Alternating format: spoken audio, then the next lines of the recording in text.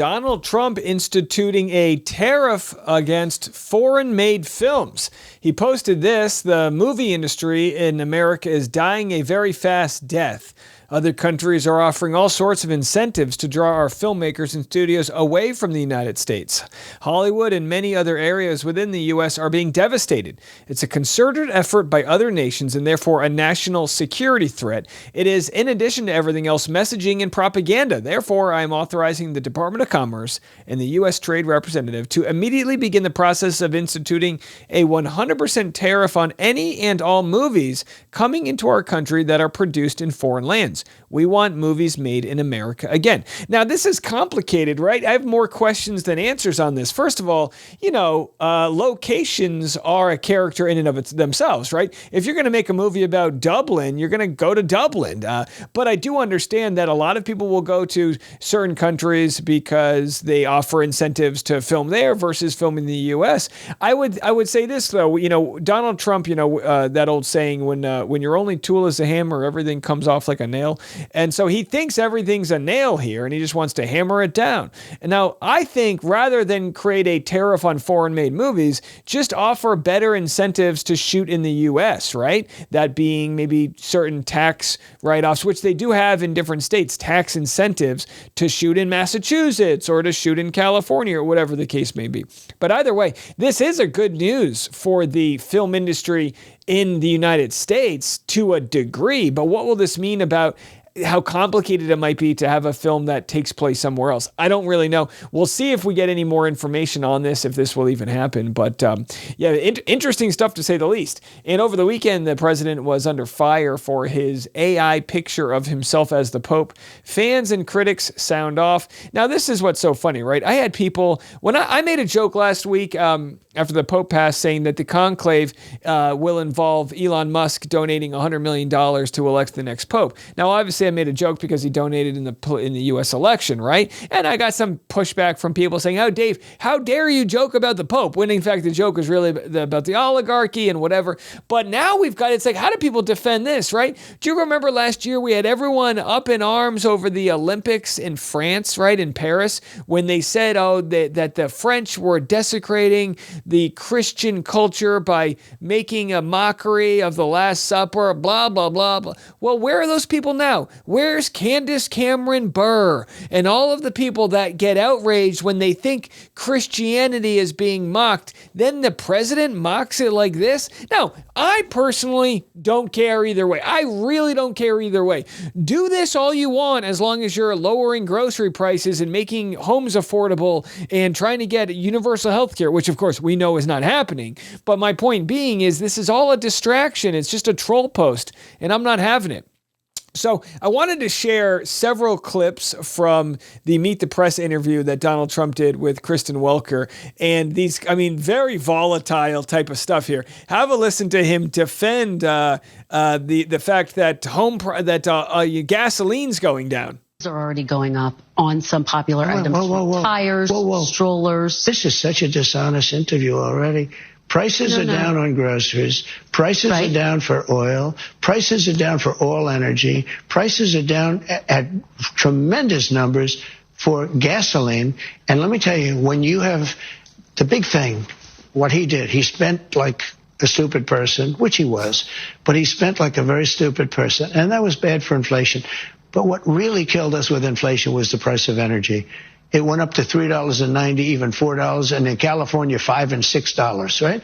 Okay.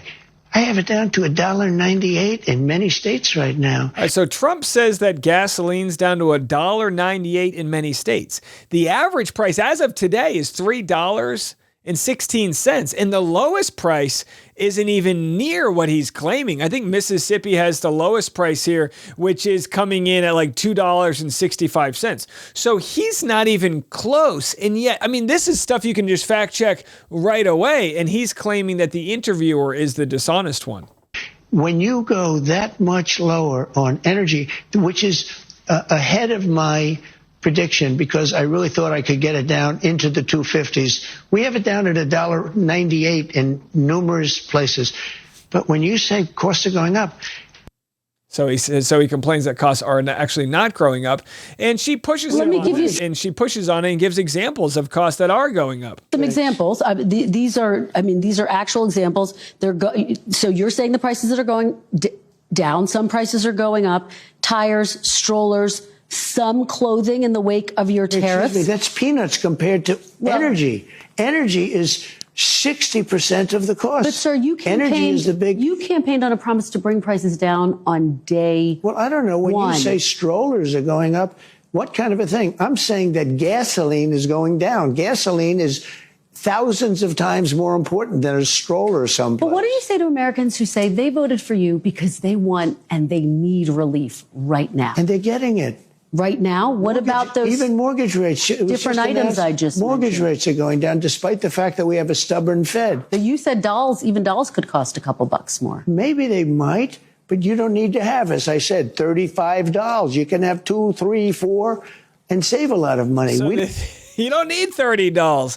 Listen, I mean, this is the type of thing you're going to get, right? He'll claim that the journalists are dishonest. People can decide. Do people think that the cost of these items are going down? Are they saving a few bucks on gasoline? You could argue that tourism's absolutely being obliterated in our country. I think they said Goldman Sachs said tourism's going to take like a $90 billion hit. So, of course, when the amount of people and the demand for gasoline goes down, so does the price if no one's buying it. We saw that happen over COVID, right? COVID, the price of gasoline went down. I mean, literally, it was the lowest, modern history, and that's not always a good thing. So he discusses actually the amount of money.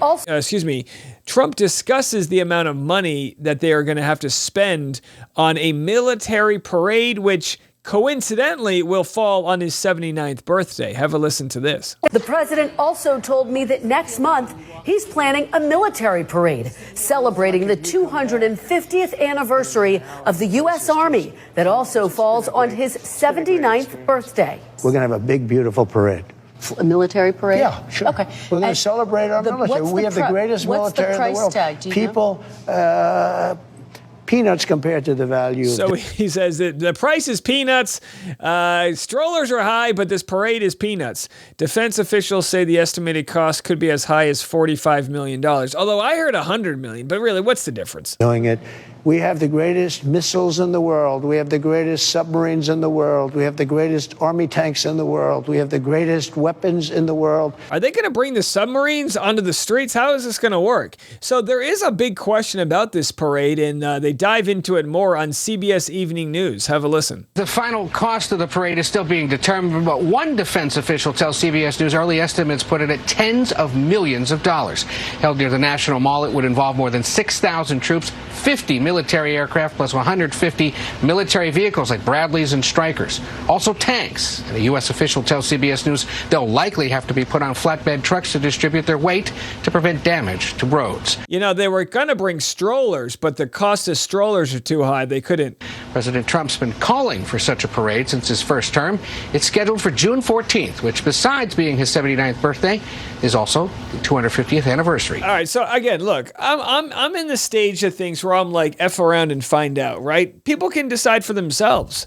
May 2025, the month we're in that right now, is going to be extremely interesting as people can go to Walmart, they can go to Target, they can go to whatever their places are where they buy things, and they can see for themselves. Will there be bicycles in the racks where they sell bicycles at Walmart, or will they be gone, right? Will all of these items that exist on a very delicate supply chain exist there or not? I mean, I studied business in college, right? Studied supply chain management. And I know in today's modern world, there isn't like some giant warehouse in Utah that holds a year's supply of all of these things. No, they come in from shipping containers from overseas, and then they go to a distribution center, and then they end up at Costco. Like, that's it. So once that distribution center's gone, there's nothing to, and again, Trump says, just quit buying $30. I think he makes the argument way simpler than what it is. And there will be a Christmas where there may be limited toys, which means there'll be a higher demand for those toys, which means the price will go up because there aren't alternatives.